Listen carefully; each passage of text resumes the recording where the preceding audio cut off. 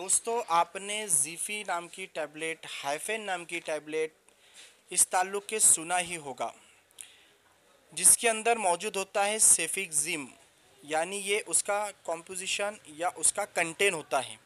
तो आज हम इस टैबलेट के बारे में, जो कि बहुत ही आम है, बहुत ही पॉपुलर है, इस ताल्लुक़ से हम इन शॉर्ट जानेंगे क्या सेफिक्ज़िम क्या होता है, उसके क्या फार्माकोकिनेटिक्स है, उसकी जो है तो मैकेनिज़्म ऑफ एक्शन क्या है, किस तरह काम करता है, और काय में ये जो है तो यूज़ होता है, यानी इंडिकेशंस, और इसके अलावा इसके कॉन्ट्रा इंडिकेशंस, यानी किन लोगों में ये नहीं चलता है, कुछ वार्निंग्स है, डोसेज, इस ताल्लुक़ से जानेंगे। तो दोस्तों सबसे पहले तो मैं आपको बता दूं कि ये जो सेफिक्ज़िम कंटेन है, ये जो कॉम्पोजिशन है सेफिक्ज़िम, ये इसमें टैबलेट फॉर्म में भी आता है। इसके अंदर सायरप भी मिल जाती है, ड्राई सायरप भी मिल जाती है, ड्रॉप यानी कि बहुत छोटे जो बच्चे होते हैं उनके लिए जो ड्रॉप होते हैं वो ड्रॉप के अंदर भी ये मौजूद होती है। तो इस तरह सेफिक्ज़िम मैकेनिज्म ऑफ एक्शन है इस्तेमाल के लिए। Cefixime exerts in bactericidal effects by attaching to penicillin binding proteins उसमें भी, और इनहिबिटिंग पेप्टोग्लाइकेन सिंथेसिस दोनों के अंदर, जिसकी वजह से क्या होगा, damage to bacterial cell wall. ये दोनों तरह से एक्शन इस तरह होगा कि जो सेल वॉल है वो डैमेज हो जाएंगी और इस तरह बैक्टीरिया जो है तो ख़त्म हो जाएगा। अब इस ये जो सेफिक्ज़िम जो एंटीबायोटिक टैबलेट है, तो ये किस तरह के जरासीम पर या बैक्टीरिया पर काम करता है। तो दोस्तों मैं आपको बता दूँ, ये जो है ब्रॉड स्पेक्ट्रम ऑफ एक्टिविटी है अगेंस्ट वैरायटी ऑफ बोथ, दोनों के बारे में, दोनों के खिलाफ, both gram positive gram negative, दोनों के खिलाफ काम करता है, including many beta lactamases, streptococci, Haemophilus influenzae. ये जो है अलग अलग बैक्टीरियाज है, उनके नाम है streptococci, Haemophilus influenzae, Neisseria gonorrhoeae, majority of enterobacteria. इन तरह के जो बैक्टीरियाज होते हैं उसके खिलाफ ये काम करता है, ये एंटीबायोटिक। और स्टेफिलोकोरियस, इंट्रोकोकाई, लिस्ट्रा मोनोलॉजिन और सीडोमोनास स्पेशीज, इसके अंदर भी एक्टिविटी है सेफिक्ज़िम की। अब इसकी जो फार्माकोकिनेटिक्स है, फार्माकोकाइनेटिक्स जो है, cefixime absorb slowly after oral administration. Cefixime खाने के बाद ये इसका जो अब्जॉर्बल है यह बहुत स्लोली होता है। The time taken to reach maximum plasma concentration increase with increase in dose, typically to peak serum level following of recommended. तो इस तरह इसका जो है तो फार्माकोकाइनेटिक्स होता है। अब दोस्तों हम जानेंगे अहम चीज़, अहम पॉइंट, वो है इंडिकेशंस। सेफिक्ज़िम जो एंटीबायोटिक है उसके क्या इंडिकेशंस है, यानी कहाँ कहाँ यूज़ किया जाता है।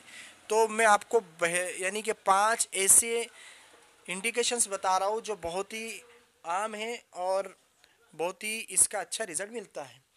उसमें एक है upper and lower respiratory tract infection, दूसरा है यूरिनरी ट्रैक इन्फेक्शन, यानी पेशाब के रास्ते का जो इन्फेक्शन होता है जिसको इन शॉर्ट यूटीआई कहते हैं, और नेक्स्ट है acute otitis media, gonococcal urethritis, इसके अंदर भी यूज़ होता है, और एक लास्ट है 5वां, वो है टाइफाइड के अंदर भी इसका बहुत अच्छा रिजल्ट होता है। तो दोस्तों हमने जाना अभी कि जो सेफिक्ज़िम है उसका इंडिकेशंस, उसको कहाँ का यूज़ किया जाता है। एक बात मैं आपको बोलते चलो दोस्तों, हमेशा डिग्री वाले डॉक्टर को बताएं। इससे क्या होता है, ये लोग फार्माकोलॉजी जो सब्जेक्ट है, यानी दवाइयों के बारे में जो सब्जेक्ट है फार्माकोलॉजी मॉडर्न एलोपैथी का, उस वो पढ़ते हैं वो लोग। और वो डॉक्टर जो भी होता है, चाहे BHMS हो, BMS हो, BUMS हो, और इसके अलावा जो दूसरे एलोपैथी से रिलेटेड डिग्रियाँ वाले हैं, MBBS वाले, ये लोग इसको पढ़ते हैं, तब जाके प्रैक्टिस में बैठते हैं, उसके सारी चीज़ों को वो अच्छे से जानते हैं। अगर हम नॉन मेडिकल डॉक्टर को या झूला छाप बगैर डिग्री वाले डॉक्टर को बताते हैं, तो इससे नुकसान क्या होता है, टेम्परेरी फ़ायदा तो हो जाता है, लेकिन नुकसान क्या होता है, ये दवाइयाँ हमारे अंदर जाने के बाद रेजिस्टेंट कर देते हैं। रेजिस्टेंट मतलब फिर वो दवाइयाँ हमारे बॉडी पर जो है तो लाइफ में कभी असर नहीं करेंगी, इस तरह का रेजिस्टेंट पैदा हो जाता है। तो ये बहुत बड़ा नुकसान है। हम जो है तो नॉन क्वालिफाई या बगैर डिग्री वाले या झूले छाप डॉक्टरों को बताकर जो है, या फिर डायरेक्ट जो है तो काउंटर पे जाकर हम जो तो मन मर्जी ले लेते हैं, लेकिन इससे बहुत नुकसान होता है, क्योंकि डॉक्टर जानता है उसका डोज क्या है, कब तक लेना चाहिए, किस तरह लेना चाहिए, डॉक्टर जानता है। दोस्तों आगे हम जानेंगे इसके कॉन्ट्रा इंडिकेशन, यानी ये जो है तो हाइपर सेंसिटिव टू सेफेलोस्प्रिन एंटीबायोटिक्स, जो लोगों को सेफेलोस्प्रिन से और साथ ही पेनिसिलिन वगैरह से अगर यानी कि वो रिएक्शन वगैरह आता है, तो ऐसे लोगों को एहतियात करना चाहिए, ऐसे लोगों को नहीं लेना चाहिए, या फिर इनको डॉक्टरों ने नहीं देना चाहिए। तो इसकी थेरेपी से पहले ये हिस्ट्री को ज़रूर मालूम करना चाहिए कि पेशेंट जो है तो उसकी प्रीशियस हिस्ट्री के अंदर हाइपर सेंसिटिव तो नहीं है, रिएक्शन तो नहीं आता उसको सेफेलोस्प्रिन से, पेनिसिलिन से, अदर ड्रग से, जैसे मैंने आपको बताया। तो इस तरह की हिस्ट्री ना बहुत ज़रूरी है। मेरे साथ में भी 2 पेशेंट ऐसे मेरे सामने भी मेरी प्रैक्टिस में भी हुए, जो बहुत ही ज़्यादा यानी कि सेंसिटिव हो गए एक नॉर्मल सेफिक्सिम टैबलेट से। तो इसलिए थोड़ा सा ख्याल रखने की ज़रूरत है। कोई भी दवाइयों को बहुत ही एहतियात से लेना चाहिए। ऐसा नहीं कि मैंने कोई थोड़ा बहुत नॉलेज है और मैं लेते रहता हूँ हमेशा, ऐसा नहीं होता है। और इसको आप किस तरह लेना है दोस्तों, इसका बहुत इंपॉर्टेंट मैं आपको हिस्सा बताने जा रहा हूँ। इसका जो डोज है, इसका जो डोज है वो किस तरह है। तो अडल्ट के अंदर जो बड़े लोग हैं उसके अंदर 200 से 400 मिलीग्राम पर डे लेना चाहिए इसको ओरली। और इसका सिंगल डोज, इसको 2 डिवाइडेड डोज में भी ले सकते हैं हम लोग, तो ये सफिशेंट होता है। और यूरिनरी ट्रैक इन्फेक्शन के अंदर थोड़ा सा इसका डोज ज़्यादा लिया जाता है। और जो अनकॉम्प्लिकेटेड गोनोकोकल यूरेथ्राइटिस होता है जिन लोगों को, उसके लिए ये ओरली 400 mg डॉक्टर देते हैं। इसका डोज थोड़ा सा बढ़ जाता है। अब बात करेंगे हम बच्चों के अंदर किस तरह इसका डोज होता है। इसमें बच्चों का डोज 8 mg पर केजी डेली दिया जा सकता है, या इसको डॉक्टर देते हैं। अब इसके क्या, इससे एडवर्स इफेक्ट्स इससे वजह से क्या हो सकते हैं।